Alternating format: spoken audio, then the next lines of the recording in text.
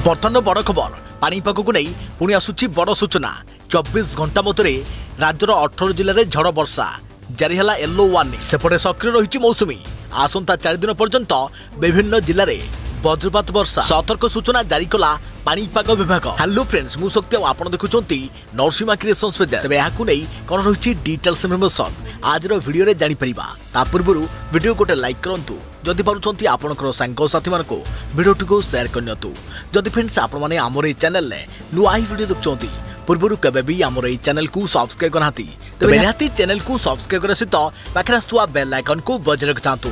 तबे दक्षिण पश्चिम मौसुमी वायु गत काली ठारू दक्षिण ओडिशार किछि अंचल रे आसी पहुंची सारिथिबा बेले एपर्यंत समग्र राज्य को अग्रसर होई पारि नाही। तेबे राज्यर पाग ए अनुकूल रहिबारु आसंता दिन 2 दिन मध्य मौसुमी समग्र राज्य को अग्रसर होबार संभावना रही बोली कहिছে पाणीपाग विभाग। तेबे परिस्थिति रे आगामी 5 दिन पर्यंत तमाम राज्यर विभिन्न जिले में कालबैशाखी जनित झड़ वर्षार संभावना रही बोली कहिছে भुवनेश्वर स्थित आंचलिक पाणीपाग विज्ञान केन्द्र। तेबे आगामी 24 घंटा मध्य अर्थात आसंता काली मध्याह्न सुधा नुआपड़ा बलांगीर कलाहांडी कंधमाल गजपति गंजाम नयगढ़ बौद्ध अनुगुल ढेंकानाल संबलपुर देवगढ़ केन्दुझर मयूरभंज बालेश्वर भद्रक जाजपुर और कटक आदि जिलार गोटे किंवा 2टी स्थान में मध्यम धरणर वर्षा सहित वज्रपात होबार संभावना रही। तेबे यही समय मध्य मयूरभंज अनुगुल और केन्दुझर जिलार गोटे किंवा 2टी स्थान में प्रबल वर्षा होबार संभावना रही बोली आज अपराह्न एक सतर्क सूचना जारी करिछि भुवनेश्वर स्थित आंचलिक पाणीपाग विज्ञान केन्द्र।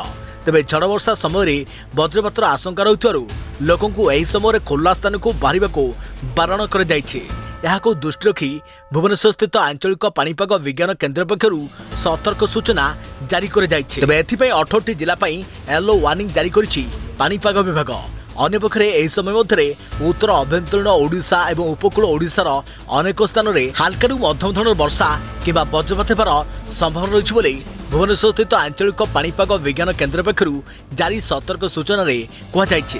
तेबे भुवनेश्वर और कटकर आखपाख अंचल में आकाश आंशिक मेघुआ रहिबा सह भुवनेश्वर किछि स्थान में मध्यमरु हल्का वर्षा सह वज्रपात और कटकर किछि स्थान में हल्का वर्षा सह वज्रपात होई पारे। अन्यपटे आसंता काली ठारू राज्य में वर्षार परिमाण बढ़िबो। तेबे एथरा वर्तमान बड़ खबर पाणीपाग को नहीं आगको अधिक डिटेल्स इनफर्मेशन आम चैनल सहित जोड़ी रहंतु।